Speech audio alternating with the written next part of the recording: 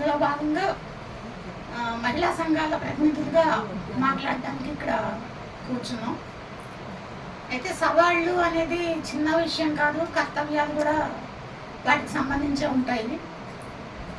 ఇంత పెద్ద క్యాన్వాస్లో ఎన్ని సవాళ్ళని నేను మాట్లాడగలను అని అనుకున్నాను. అయితే ఆ సవాల్ని చాలా తేలిక పరిచేశారు నా ముందు మాట్లాడిన మిత్రులు. ముఖ్యంగా సంధ్య చాలా బేసిక్ అవగాహనని షేర్ చేసింది. సో రిపిటేషన్ లేకుండా మాట్లాడడానికి ప్రయత్నిస్తాను. మామూలుగా మహిళా సమస్యలు అనగానే అందరూ మహిళల మీద జరుగుతున్న అత్యాచారాలు, హింస, వరకట్న హత్యలు, లైంగిక అత్యాచారాలు, ఈవ్ టీజింగ్, లేకపోతే మోసపోవడాలు, ఇప్పుడు మీడియాలో జరుగుతున్న ఎంత సానుభూతి లేకపోయినా సమాజానికి మీడియా సంస్థల్లో, సినిమా రంగంలో జరుగుతున్న అట్రాసిటీస్ ఇవి మీరు నువ్వు నాకు అంగీకరిస్తేనే, నువ్వు చెప్పకుండా ఎస్ చెప్తేనే నీకు అవకాశం ఇస్తాను అనే అవకాశం పురుషులకి ఈ సంస్థలు ఎక్కడి నుంచి వచ్చినాయి అంటే సంస్థాగతమైన వ్యవస్థీకృతమైన పితృస్వామ్య భావజాలం వల్లే వచ్చింది. దీన్ని ఎదుర్కోవడమే చాలా కష్టమైన పని, చాలా మన మహిళా సంఘాల ముందు ఉన్న పెద్ద సవాలు.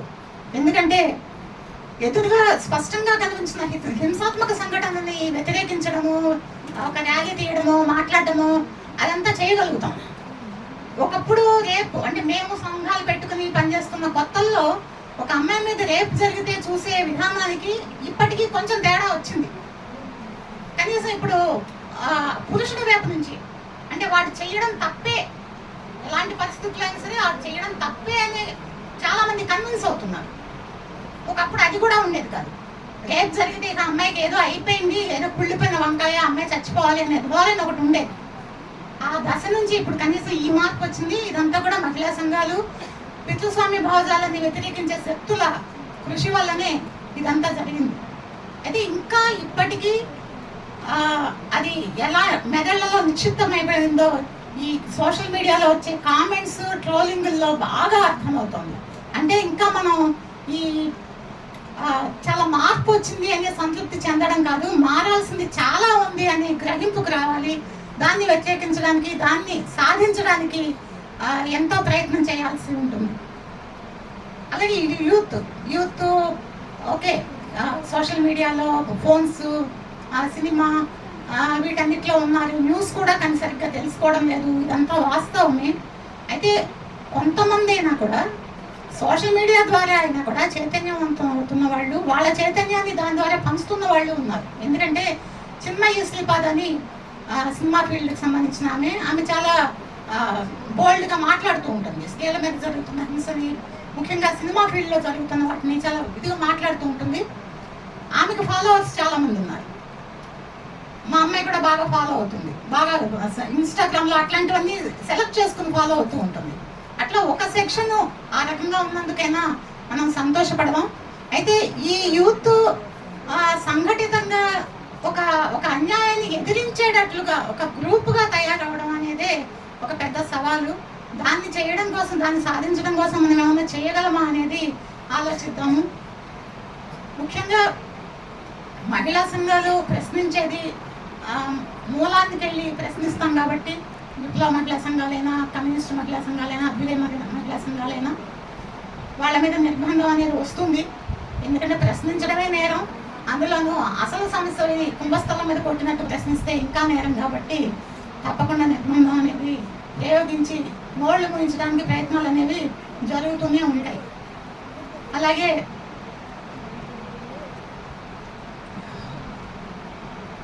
రాజకీయ పార్టీలు ఉన్నాయంటే వాళ్ళు ఓట్లకి డబ్బులు ఇచ్చి ఓట్లు వేయించుకుంటారు, మీటింగులకి డబ్బులు ఇచ్చి తీసుకొచ్చుకుంటుంటారు.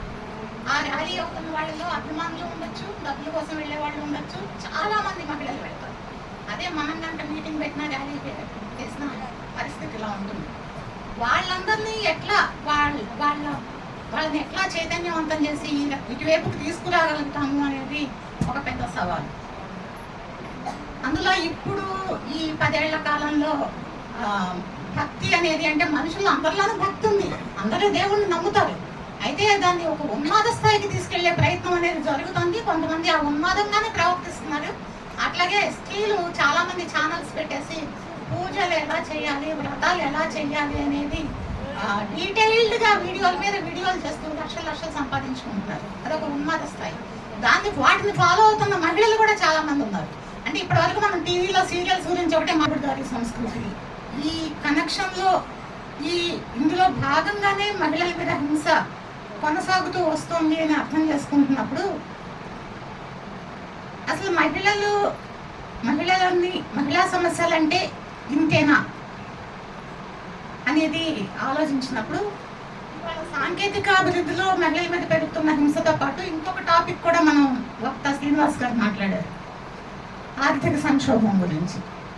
అంటే సమాజంలో సగభాగం మహిళలు అని మనం ప్రతి సందర్భంలోనూ సమాజాన్ని గుర్తు చేస్తూనే ఉన్నాం. అంటే మొత్తంగా ఈ సమాజంలో ఉన్న సమస్యలన్నీ కూడా మహిళలు ఫేస్ చేస్తున్నవే. సో ఆ సమస్యలన్నీ కూడా మహిళా సమస్యల్లో భాగంగానే మనం చూడాల్సి వస్తుంది. అయితే మన కార్యరంగం ప్రధానంగా మహిళల మీద జరుగుతున్న హింస, అత్యాచారాలు, వివక్ష, సమానత్వ సాధన ఈ కార్యరంగం బేస్ చేసుకుని మనం పనిచేస్తున్నాం కాబట్టి దాని మీద ఎక్కువ ఫోకస్ చేస్తాం, పితృస్వామ్యాన్ని ఎదిరించాలి అని. కానీ అసలు మొత్తంగా మహిళా సంఘాలు మహిళల సమస్యలుగా వేటిని గుర్తించాలి, వేటిల్లో పాల్గొనాలి అనేది కనుక మనం చూస్తే సమాజంలో అణగారిన వర్గాలు ఎదుర్కొంటున్న సమస్యలన్నీ కూడాను మహిళా సమస్యలే. ఆర్థికం చూసుకుంటే ఇందాక శ్రీనివాస్ గారు ఎక్స్ప్లెయిన్ చేశారు, మన వలస కార్మికుల దగ్గర నుంచి. ఇప్పుడు మహిళల హింసకి ఆర్థికానికి సంబంధం ఎట్లా ఉంటుంది అని కనుక ఒకటి రెండు ఉదాహరణలు చెప్పుకోవాల్సి వస్తే, మణిపూర్లో మహిళల మీద హింస మనకు తెలుసు. అది పాలక వర్గాలు రెండు జాతుల మధ్య, కుకీలు, మైథిలి, వాళ్ళ మధ్య జరిగిన ఘర్షణలుగా, దాడులుగా, ఒకళ్ళు ఇంకొకళ్ళ మీద అంటే ఒకళ్ళ కంటే ఇంకొకళ్ళు ఎక్కువ బెనిఫిట్స్ పొందుతున్నారు కాబట్టి అక్కడ రెండో వాళ్ళు ఆ కోపంతో వీళ్ళ మీద దాడులు చేశారు అన్నట్టుగా ప్రొజెక్ట్ చేస్తూ వచ్చాయి, అంటే అట్లా ప్రచారం చేస్తూ వచ్చాయి. అయితే అనేది తగ్గిపోతుంది. ఇప్పుడు స్వీయ నియంత్రణ ఎప్పుడు తగ్గిపోద్దో స్వీయ రక్షణ కూడా తగ్గిపోద్ది, సృజనాత్మకత కూడా తగ్గిపోతుంది. ఈ సమస్యల్లో ఇప్పుడు మనం ఉన్నాం. మీటింగ్కి వచ్చే అక్కలు అంతే ఉన్నారు, ఏ ఫోన్ ఎప్పుడు మోగుద్దో తెలియదు. ఇందాక నేను సీతారాం యెచూరి గారి సంతాప సభకి అటెండ్ అయ్యి వస్తుంటే ఆయన గురించి నిజం గొప్ప గొప్ప విషయాలు చెప్తున్నారు. అవి చాలా ఇప్పుడు ఈ వాట్సాప్లో వచ్చేంత విషయాల్లాగా మనకి చాలా ఇంపుగా, చాలా కలర్ఫుల్గా ఉండకపోవచ్చు. కానీ ఒక వ్యక్తి ఎంత అంటే అతను ఒక మంచి ఉన్నత వర్గానికి చెందిన వాడు కాబట్టి ఆయనకి చాలా అవకాశాలు ఉండబట్టి అంత గొప్పగా అయ్యి ఉండొచ్చు. కానీ దాని నుంచి ఇంకో రకంగా వెళ్ళాలి అనుకోకుండా మనందరికి ఉపయోగపడే పని చేశాడు కదా అని చెప్పి మనం దాన్ని తీసుకోవాలి కదా. ఎవరికి ఏం పట్టట్లా, అసలు ఆ మీటింగ్ ఎందుకు పెట్టారు, వీళ్ళు ఎందుకు వచ్చారు, వీళ్ళని తీసుకొచ్చిన వాళ్ళు ఎందుకు తీసుకొచ్చారు, ఏం అర్థం కావట్లా. ఎవరి ఫోన్ అంటే వాళ్ళ ఫోన్ మోగుతుంది, డిస్టర్బ్ అయిపోతున్నాం. ఏ మీటింగ్ అన్నా చూడండి ఎంత, అది ఒక క్వాలిటీ టైము. మనం దేనికోసం వచ్చాం, ఏం నేర్చుకోవడానికి వచ్చాం, ఈ నేర్చుకోవడం ఎంత అవసరం అనే ధ్యాసలో మనం లేకుండా ఈ అరచేతిలో అష్టదరిద్రం మనని అలా అయిపోతుంది. అలాగే ఉద్యమాలు చేసేవాళ్ళు తక్కువైపోతున్నారు, కార్యకర్తలు తక్కువైపోతున్నారు, సమస్యలేమో ఎక్కువైపోతున్నాయి. ఈ రోజుకి ఎక్కడన్నా ఏదైనా జరిగింది అంటే సంధ్య ఎక్కడున్నా, ఏ పనిలో ఉన్నా, హాస్పిటల్ బెడ్ మీద ఉన్నా ఆమె రావాలి. అంటే సంధ్యకు ఒక్కటే చేస్తున్నాను నేను అనట్లా. ఇప్పుడు ప్రెస్ కూడా ఎట్లా తయారైపోయిందంటే సంధ్యకు వచ్చిందా, ఇప్పుడు మమ్మల్ని అడుగుతుంటారు అనమాట, సంధ్యకు వచ్చిందా అని. నాయకులు ఎక్కువ మంది తయారవ్వకపోతే మన ఇంపాక్ట్ తగ్గిపోతుంది. మనం పని చేస్తున్నాం కరెక్టే కాదనట్లా, కానీ ఒక వ్యక్తి నుంచి 10 మంది వ్యక్తులు తయారు కావాల్సిన అవసరం ఉంది. కానీ తయారు అవ్వనివ్వని నిర్బంధాలు ఉన్నాయి ఒక పక్కన. ఎంత కాదనుకున్నా నాకు తెలిసి ఎంతోమంది ఉద్యమకారులు ఉద్యమకారిణులు వీళ్ళు జీవితాల్లో ఎలా ఉంటారో అబ్బా అంటే ఇవాళ ఎక్కడో ఉన్నారు. మరి వాళ్ళందరూ నిజంగా ఈ ఉద్యమాల్లో ఉండి ఉంటే గనక ఎంత గొప్పగా ఉండేది. ఇన్ని సమస్యలు సృష్టించబడేవి కూడా కాదు, వచ్చిన సమస్యల్ని డీల్ చేయడానికి ఇప్పుడు ఊపిరి సల్పని మనుషుల్లాగా అలసిపోవాల్సిన అవసరం ఉండేది కాదు. ఒక్కొక్కసారి జేఏసీ మీటింగ్లో కూర్చుంటే ఎంత అలసటగా ఎంత నిర్వేదంగా అనిపిస్తుందో. దీనికి కారణం ఏంటి అంటే నాయకులు కావాల్సినంత మంది నాయకులు తయారు కావట్లా. ఆ నాయకులు చేసుకునే పరిస్థితులని మనము ఎదుర్కోలేకపోతున్నాం. అది ప్రధానమైన సమస్య. ఇప్పుడు నేను మాట్లాడేవన్నీ ఇక్కడ ఉన్న అందరికీ తెలుసు, తెలియని వాళ్ళు ఎవ్వరూ లేరు. కానీ అసలు తెలియని సమాజం ఇంకోటి ఉంది మన సమాజంలో. అక్కడికి మనం ఎంతమంది, ఇంత తక్కువ మంది ఉంటే ఎట్లా రీచ్ కాగలుగుతాం? ఈ పోరాటం చేసే వాళ్ళని పెంచుకోవాలి. పెంచుకుంటేనే తప్పితే మహిళా ఉద్యమాలు అంత ఈజీగా ముందుకు వెళ్ళలేవు, పోరాటాలు చేయలేవు. అలాగే మరి చాలా పోరాటాలు చేస్తేనే చట్టాలు వచ్చాయి. ఇది మనందరికీ తెలుసు. ఇందాక గీతా ముఖర్జీ గారి గురించి సంధ్యకు చెప్పింది. అలాగే కుటుంబ హింసకి సంబంధించిన చట్టాలు ఎంత కష్టపడితే, ఎన్నిసార్లు మాట్లాడితే, ఎన్నిసార్లు పోట్లాడితే, సార్లు రస్తారోకోలు ధర్నాలు చేసి, ఇలాంటి సదస్సులు జరిగితేనో ఎన్నో రికమెండేషన్స్ తర్వాత చట్టాలు వచ్చినాయి. ఇవాళ ప్రతి ఒక్క బొడ్డూడని వెధవ కూడా మాట్లాడుతున్నాడు. ఆడవాళ్ళకే రక్షణ ఎక్కువ, అసలు ఆడవాళ్ళకే రక్షణ ఎక్కువ. మొన్న ఆడెవడో మాట్లాడుతున్నాడు రాజ్ తరుణ్ గురించి, జానీ భాష. వాడి దగ్గర నుంచి ప్యాకేజ్ తీసుకుని వాడు ఏమంటున్నాడు, ఇప్పుడు వీడి పేరేంటి, జానీ ఎక్కువైపోయేసరికి పేర్లు కూడా మర్చిపోతున్నాం. ఇప్పుడు అరెస్ట్ అయ్యి జైల్లో ఉన్నాడు. జానీ భాష కాదు, ఇంకొకడు ఉన్నాడు, జానీ మాస్టరు. రాజ్ తరుణ్తో పాటు ఇంకొక భాష అని ఒకడు ఉన్నాడు, వాడు మొన్న శేఖర్ భాష. వాడంట ఈ జానీ భాష గురించి అంట ఢిల్లీ వెళ్ళి పోరాటం చేస్తా అంట.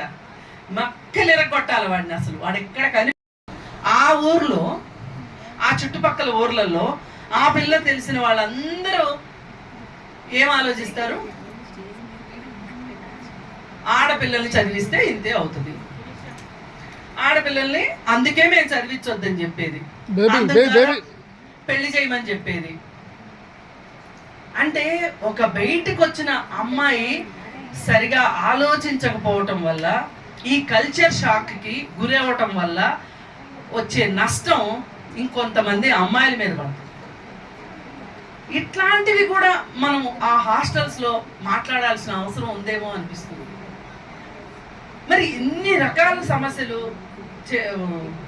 పట్టించుకోవడానికి కానీ డీల్ చేయడానికి కానీ మనం ఎంతమంది ఉన్నాం, అసలు మనమందరం కూడా ఎంత చైతన్యవంతంగా ఉన్నాం అనేది ఇవాళ మాట్లాడుకోవాల్సిన. అంటే మనం కొంచెం అన్ని పక్కన పెట్టి మనసు విప్పి మాట్లాడుకోవాలి. ఇప్పుడు శ్రీలంకలో అన్ని కమ్యూనిస్ట్ పార్టీలు కలిసి అధికారంలోకి వచ్చింది.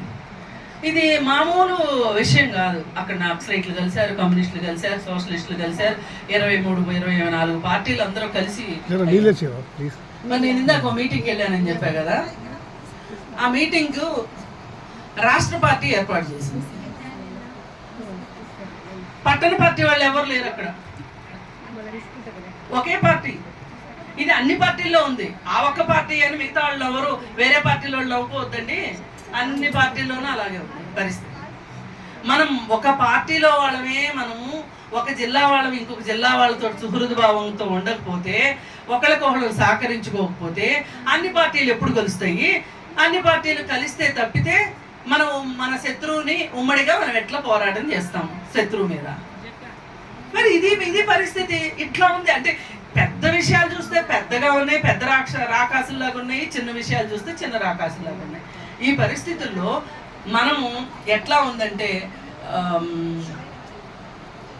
అసలు ఊహించుకుంటే కూడా భయం వేస్తుంది. అసలు అంటే ఇప్పుడు మనం అనుభవిస్తున్న స్వేచ్ఛా స్వాతంత్రాలు ఏవైతే ఉన్నాయో, ఇవాళ మనం ఒక రకంగా భద్రమైన సమాజంలో ఉన్నాం అనిపిస్తుంటుంది చాలాసార్లు. అంటే చాలా ప్రమాదాల నుంచి మనం తప్పించుకోగలుగుతున్నాం. ఇవి తప్పించుకోలేని పరిస్థితి కనుక వస్తే ఏంటి పరిస్థితి?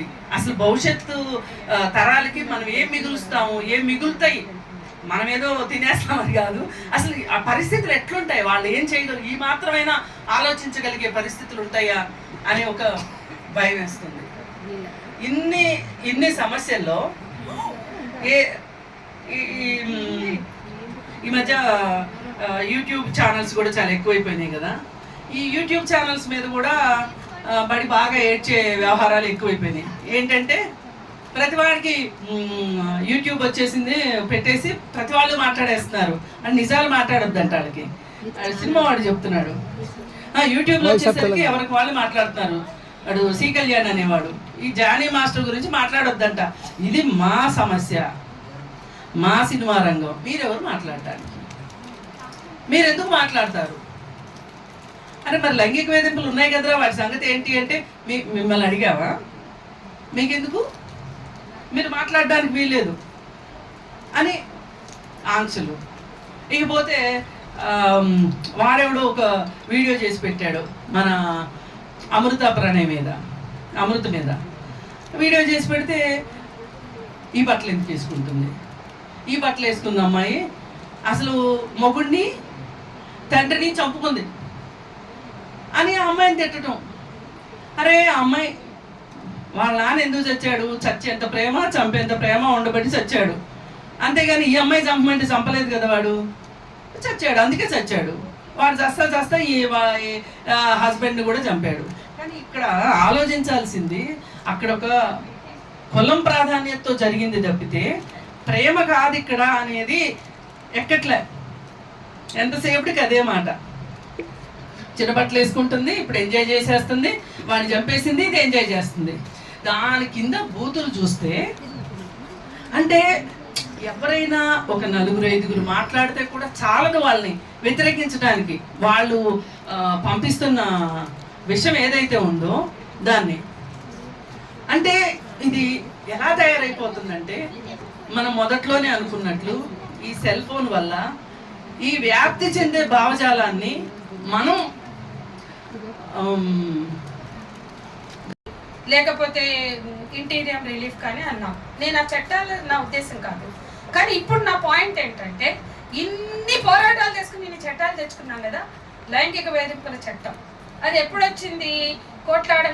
డొమెస్టిక్ వైలెన్స్ కథ చెప్పా కదా, 2005లో వచ్చింది, 2006లో ప్రారంభమైంది, 2009 వరకు కూడా మిషనరీ. ఇంకా కొన్ని రాష్ట్రాలు ఇప్పటికి కూడా లేదు, దాన్ని రివ్యూ చేసే టోళ్లు లేరు. 2010 నుంచి భారతదేశంలో మహిళా చట్టాల మీద కానీ, మహిళల సమస్యల మీద కానీ, మహిళలు ఎదుర్కొంటున్న సవాళ్ళ మీద కానీ రివ్యూ మీటింగ్స్ లేవండి, అధికారికంగా లేవు. 2012 నుంచి అసలే లేవు. లాస్ట్ ఆ సోనియమ్మ ఏదో అడుబడి ఇటుబడి ఆమెనే భారతదేశంలో జమ్మూ కాశ్మీర్ తప్ప మిగతా అన్ని ప్రాంతాల్లో ఆస్తి సమాన వాటా హక్కు కల్పించింది. అట్లీస్ట్ మన ఘోష. అట్లాగే 2006లోనే డొమెస్టిక్ వైలెన్స్ యాక్ట్ తో పాటు పెట్టింది లైంగిక వేధింపుల నిరోధక చట్టం. దాన్ని అసలుకే పడనీయలేదు. ఇక డీవీ యాక్ట్ అన్న మరీ మొగుళ్ళు కొడుతున్నారు, డొమెస్టిక్ వైలెన్స్ ఉన్నది. ఎంతో మంది ఆడవాళ్ళు శవాలు కనపడుతున్నాయి, శవాల మీద గాయాలు కనపడుతున్నాయి, బతుకున్న ఆడవాళ్ళ మీద గాయాలు కనపడుతున్నాయి. మరీ డీవీ యాక్ట్ లేదంటే బాగుండదులే అనుకుని వాళ్ళు దాన్ని ఎట్నో అట్లా గట్టెక్కనిచ్చారు. ఇక అది కూడా యూపీఏ హయాంలో. ఇక లైంగిక వేధింపుల నిరోధక చట్టం 2013లో బతికి బట్టగట్టింది. అప్పుడే నిర్భయ చట్టం వస్తుంది. ఒకే సంవత్సరం మనకి 2 నెలల తేడాతో లైంగిక వేధింపుల చట్టం, నిర్భయ చట్టం వచ్చాయి. ఇప్పటికీ కూడా ఎప్పుడు 2013 2024లో ఉన్నాం. 11 ఏళ్ళు అయింది. నిర్భయ చట్టానికి మానిటరింగ్ ఏజెన్సీస్ లేవు, అంటే అమలు యంత్రాంగం లేదు. లైంగిక వేధింపుల నిరోధక చట్టం 2013 చట్టాలు ఉన్నాయి, పార్లమెంట్లో బతికి బట్టగట్టింది, కానీ మానిటరింగ్ ఏజెన్సీస్ లేవు, అంటే అమలు యంత్రాంగాలు లేవు. ఇవాళ ఏ పోలీస్ స్టేషన్కి వెళ్ళి నిర్భయ యాక్ట్ 2013 యాక్ట్ గురించి ఎవరు, ఎంతమంది పోలీస్ స్టేషన్లలో సెన్సిటివిటీ ఉంది, ఎంతమంది పోలీసులు ఈ రోజు కూడా ట్రెడిషనల్ లాస్ మాట్లాడతారు తప్ప ఈ లా. ఎందుకంటే డీవీ యాక్ట్ కొంతవరకు వెళ్ళింది, ఎందుకంటే దానికి అమలు యంత్రాంగం మహిళా శిశు సంక్షేమ శాఖ ఉంది కాబట్టి. అంటే నేను ఏమంటున్నానంటే మహిళా ఉద్యమాలు ఇటు పౌర సమాజంలో స్త్రీలు ఎదుర్కొంటున్న అనుక్షణం ఎదుర్కొంటున్న నిరంతరం ఎదుర్కొంటున్న హింస నుండి హింసకు వ్యతిరేకంగా స్త్రీలు చేస్తున్న పోరాటంలో భాగం అవ్వడానికి ఈ చట్టాలు ఏంటి, చట్టాలు ఎట్లా అమలు అవుతున్నాయి, ఈ చట్టాల అమలు ఏంటి, ఈ చట్టాల అమలులో ఎదుర్కొంటున్న సవాళ్ళు ఏంటి, సమస్యలు ఏంటి కూడా ఇంటర్వ్యూన్ అవ్వాల్సిన బాధ్యత మహిళా ఉద్యమాల మీద ఉంది అని నేను చెప్పదలుచుకున్నాను. ఎందుకంటే పౌర సమాజంలో మెజారిటీ స్త్రీలు, మైదాన ప్రాంతాల్లో మెజారిటీ స్త్రీలు రకరకాల హింసలు ఎదుర్కొంటున్నారు. ఈ హింసల వైపు దృష్టి సారించాలి. పోరాడి సాధించుకున్న ఈ చట్టాలు బీజేపీ, నేను దాదాపుగా చెప్తున్నా, బీజేపీ అధికారంలోకి వచ్చాక ఏ ఒక్క కొత్త చట్టం రాలే. ఎవరు అడగకున్నా, మెజారిటీ స్త్రీలు అడగకున్నా, మెజారిటీ ముస్లింలు అడగకున్నా, కొంతమంది ముస్లింలు అడుగుతుంది. వీళ్ళ బతుకు ఇచ్చింది ఒకటే చట్టం, అది ట్రిపుల్ తలాక్. దాని గురించి నేనేం ఎక్స్ప్లెయిన్ చేయను, అవసరం లేదు. వాళ్ళు ట్రిపుల్ తలాక్ ఇస్తారే. ఈ దేశంలో హిందూ మతం, మెజారిటీ హిందువులు, ఈ మెజారిటీ హిందూ స్త్రీలు పోరాడి సాధించుకున్న చట్టం గురించి నువ్వు ఎందుకు మాట్లాడాడు? వినయ్య ఎన్నడూ మాట్లాడాడు కదా. ఎవడన్నా మాట్లాడతాడా? ఒక్కడన్నా మాట్లాడతాడా? ఎందుకు మాట్లాడరు? అంటే డొమెస్టిక్ వైలెన్స్ యాక్ట్ అక్కడే ఆగిపోయింది. సెక్షువల్ హెరాస్మెంట్ యాక్ట్ ఇప్పటి వరకు ముందుకు పోలేదండి. ఇప్పటి వరకు దానికి మిషనరీస్ లేవు, అమలు యంత్రాంగాలు లేవు, బడ్జెట్లు లేవు. నేను ఇంకా ఈ యాక్ట్ల గురించి ఒక చివరి మాట చెప్తాను. నిర్భయ చట్టం 2013 ఆమోదించిన రోజు ఆమె పాలక వర్గాల ప్రతినిధే కావచ్చు, యూపీఏ చైర్పర్సనే కావచ్చు, ఆమె కూడా చిత్తశుద్ధి చూపించలేదు కాబట్టి మహిళా రిజర్వేషన్ చట్టానికి మోక్షం కలగలేదు, మహిళా బిల్లుకి మోక్షం కలగలేదు అనే వాస్తవం అంగీకరిస్తూనే యూపీఏ చైర్పర్సన్ మహిళ అయినంత మాత్రాన, ఇందిరాగాంధీ 18 ఏళ్ళు ప్రధానమంత్రిగా వెలగబెట్టినంత మాత్రాన ఈ దేశ మహిళలకు ఒరిగింది ఏమీ లేదు అనేది అక్షర సత్యం. ఆ వాస్తవం అంగీకరిస్తూనే సోనియా గాంధీ కనీసం పాలక వర్గాల పరిమితులు కొన్ని ఉంటాయి. అందులో సోనియా గాంధీ నిర్భయ చట్టం తెచ్చేటప్పుడు ఒక మాట అన్నది. 9 గంటలకి లైఫ్ పై సినిమా చూసి బాయ్ ఫ్రెండ్తో బస్టాండ్ లో నిలబడిన అమ్మాయి పట్ల అత్యాచారం చేసి చంపే హక్కు మాకు ఉన్నది అని వాళ్ళు కోర్టు ఎదురుగా, సుప్రీంకోర్టు బ్యాక్ డ్రాప్ తో ఇటు అటు వాళ్ళ లాయర్ మాట్లాడడానికి ఏమి ఉండదు. ఐద్వా ప్రధాన కార్యదర్శి కృష్ణకుమారి గారిని వేదిక మీద. ఇవాళ ఈ దేశంలో లైంగిక వేధింపులని డిఫైన్ చేయడానికి ఇప్పుడున్న పారామీటర్స్ అని తీసి పక్కకి పారనొక్కండి. మీరు ఇవాళ స్త్రీలపై జరుగుతున్న లైంగిక వేధింపులని డిఫైన్ చేయడానికి వర్గం, కులం కింద అణచివేత గురవుతున్నటువంటి సర్కమ్స్టాన్సెస్ నుంచి తీసుకోవాలని చాలా మాట్లాడాం. ఇప్పుడు అది పక్కన పెడదాం. కానీ వర్మా కమిటీ సిఫార్సుల వెలుగులో వచ్చిన నిర్భయ చట్టం, దానిలో ఉన్న స్పిరిట్ ని అర్థం చేయించడానికి సోనియా ఒక మాట ఉంది పార్లమెంట్ లో, ఎక్కడో పక్కనంటే మనకు అనవసరం. మహిళలకి కనీసం బహిరంగ ప్రదేశాల్లో భద్రత అనేది ఇప్పుడు కూడా ఈ క్షణం మనం ఈ మైక్ పట్టుకుని మాట్లాడుతున్న వరకు కూడా అది ఎజెండాలో లేదు. బహిరంగ ప్రదేశాలు లేదు. ఇక్కడ పని స్థలాల్లో భద్రత ఉంది, కుటుంబంలో హింస ఉంది. ఇంకా బహిరంగ ప్రదేశాలు రాలే, మ్యాట్రిమోనియల్ రేప్ ఇంకా చట్టరూపం రాలే. అక్కడక్కడ ఇక పందికులని మాలాంటోళ్ళు మాట్లాడే విషయమే తప్ప అది పెద్ద ఇష్యూగా లేదు.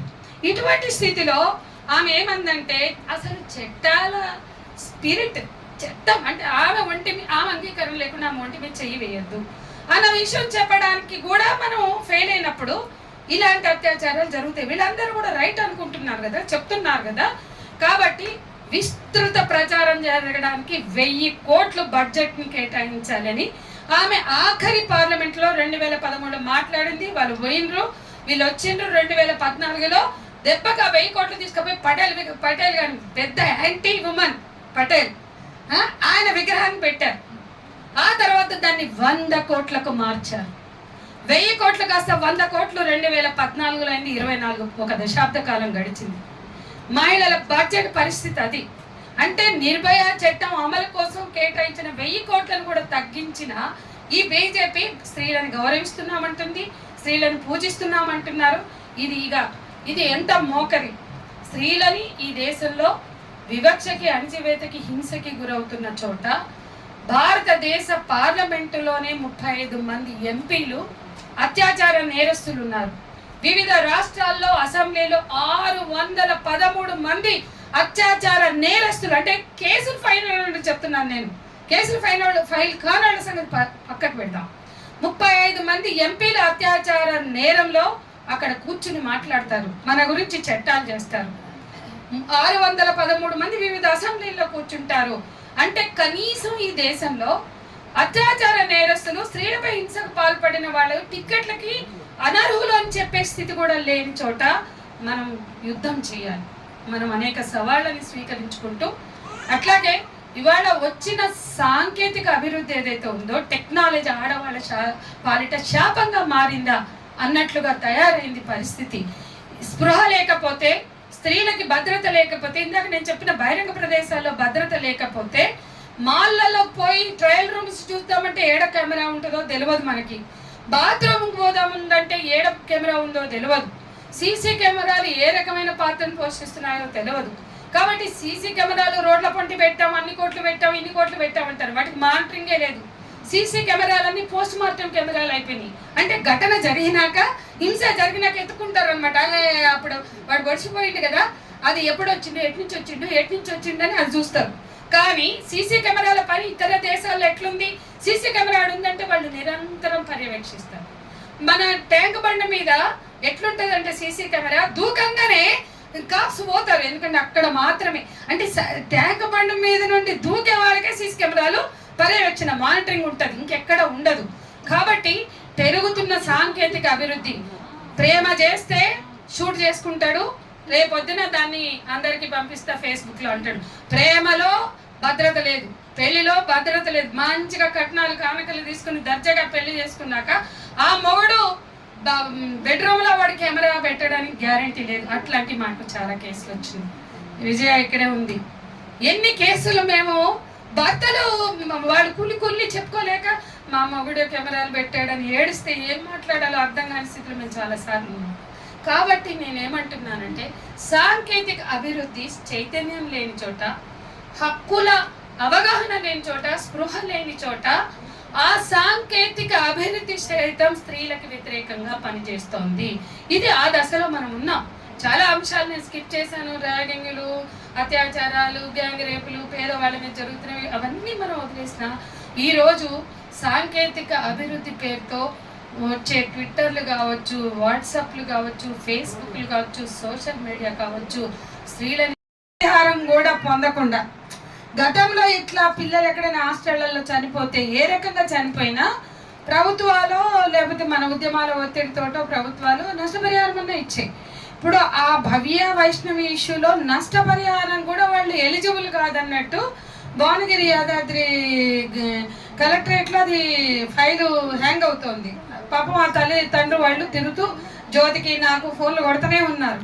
నేనేమంటున్నా అంటే, ఇప్పుడు ఒక ట్రెండ్ స్టార్ట్ అయింది. దీని తర్వాత 7 సంవత్సరాల బ్లైండ్, కంప్లీట్ బ్లైండ్ గర్ల్, 7 సంవత్సరాల పాప, ఆ అమ్మాయికి మెన్స్ట్రుయేషన్ టైం మెచ్యూర్ టైమే కాదు, కానీ బ్లీడింగ్ అవుతుందని తల్లికి ఫోన్ చేసి, మీ అమ్మాయి మెచ్యూర్ అయిపోయింది తీసుకుపోండి అని వార్డెన్ చెప్పింది. ఆ బ్లైండ్ హాస్టల్ వార్డెన్. 7 సంవత్సరాల పాప. ఆ పాప తెలియక షాకు గురై నా బిడ్డకి ఏమైందనో తీసుకుపోయింది.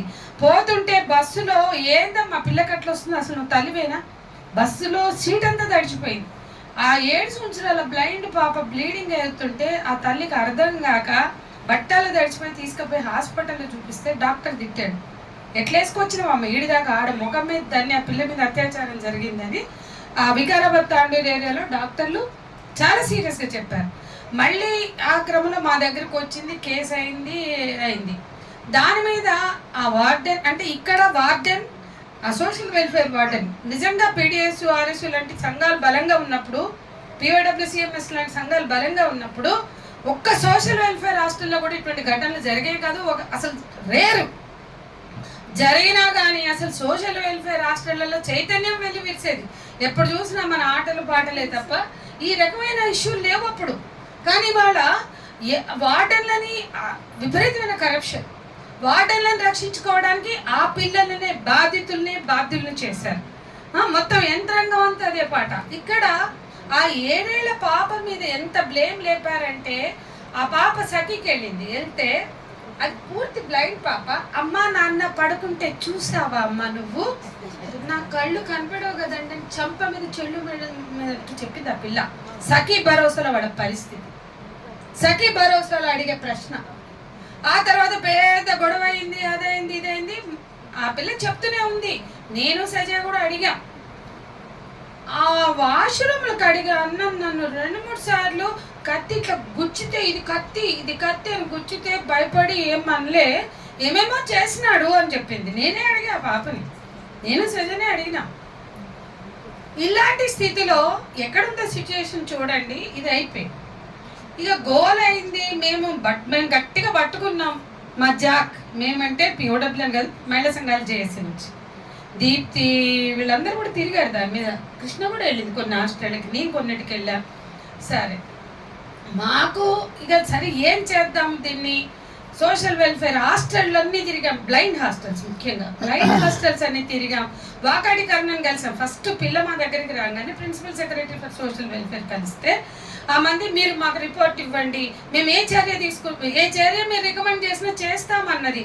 మొత్తం హాస్టల్ తిరిగి రిపోర్ట్ ఇచ్చినాక సీతక్క గారు ఆదివాసి బిడ్డ, ఆయుధాలు పట్టిన బిడ్డ, ఉద్యమాల నుండి వచ్చిన బిడ్డ, ఆమె మాట్లాడుతుంది. అధ్యక్ష సబితా ఇంద్రారెడ్డి అడుగుతుంది, అధ్యక్ష ఆ అమ్మాయి అక్కడ అంతా చెప్పుకుంటే సిగ్గు చేటు, పెద్ద పిల్లలు చిన్న పిల్లల మీద ఏదేదో లైంగిక చేష్టలు, వికృత చేష్టలు చేస్తారు. సీతక్క మాట్లాడవలసిన మాట ఆమె సాక్షాత్తు అసెంబ్లీలో మాట్లాడింది, ఎక్కడ పక్కన చాటును మాట్లాడింది. అలాంటి స్థితిలో ఆమె మాట్లాడితే మా జాకు గోల్డ్ మని మేము ప్రెస్ మీట్ పెట్టాం. అసెంబ్లీనే పక్క దావ పట్టించిన సీతక్క పెట్టాం మేము. అది పెద్ద గొడవైంది. నాకు మెసేజ్లు పెట్టింది, నేను అంత పెద్దదాన్ని కాలేదు, అది కాలేదు, ఇది కాలేదు అని. ఇక ఆమె ఏడుపుదో ఆమె ఏడుస్తుంది, ఆమెను బ్లేమ్ చేసామని. అది ఇంకో విషయం. నేనేమంటున్నానంటే ఇక్కడ నేను ఒక కీలకమైన ఇష్యూ లేవెళ్తాను.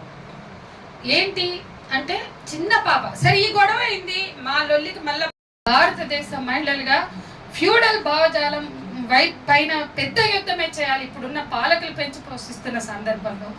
అదే సమయంలో పెట్టుబడిదారి కరులు కట్టిన బోడ జాతి కంపెనీలు, పెట్టుబడిదారులు మొత్తం స్త్రీల జీవితాల్లో చుట్టూ పెనవేస్తూనే ఉన్నటువంటి సౌందర్యాత్మక హింస కావచ్చు, కాస్మెటిక్స్ సేల్స్ కావచ్చు, కల్చరల్ డిగ్రేడేషన్ కావచ్చు, పోర్ట్రియల్ కావచ్చు, ఇవాళ గంజాయి నుంచి మాదక ద్రవ్యాలు కావచ్చు, వీటన్నిటి వలన జరిగే హింసలో బలవుతున్నది పిల్లలు, ఆడపిల్లలు, మగపిల్లలు, స్త్రీలు. ఇవాళ మద్యాన్ని నుంచి మొదలు పెడితే ఇవాళ మద్యం అనేది పెద్ద సబ్జెక్ట్ మన మహిళా సంఘాలు ఎప్పటి నుంచో. కాబట్టి వీటన్నిటిని కూడా తీసుకుని మనం పని చేయాలి. ఈ సవాళ్ళని, ఈ సమస్యని గుర్తించాలి, పని చేయాలి. ఈ ఎదుర్కొనే క్రమంలో మన పని చేయకుండా చేస్తున్నటువంటి రాజ్యానికి వ్యతిరేకంగా కూడా నిలబడడం కూడా పెద్ద సవాల్. ఈ సవాళ్ళని స్వీకరిస్తూ ముందుకు సాగుతున్న చైతన్య మహిళా సంఘంతో కలిసి ప్రగతిశీల మహిళా సంఘం కూడా నడుస్తుందని చెప్తూ నాకు ఈ అవకాశం ఇచ్చిన మీకు లడ్డు లడ్డు కాదట. అరే నువ్వు సైన్స్ నమ్మవు కదా, నువ్వు సైన్స్ నమ్మవు కదా, టెస్ట్ ఎట్లా చేసిండ్రు? టెస్ట్ ఎందుకు నమ్ముతావు నువ్వు? భగవంతుడు, సాక్షాత్ భగవంతుడు వచ్చి చెప్పాలి కదా. ఆ వెంకటేశ్వర స్వామి వచ్చి అరే ఈ లడ్డు లడ్డు కాదురో అంటే అప్పుడు నువ్వు చెప్పాలి. లడ్డు తింటివి, మరి రోజు ఏ పోతివి అంతను.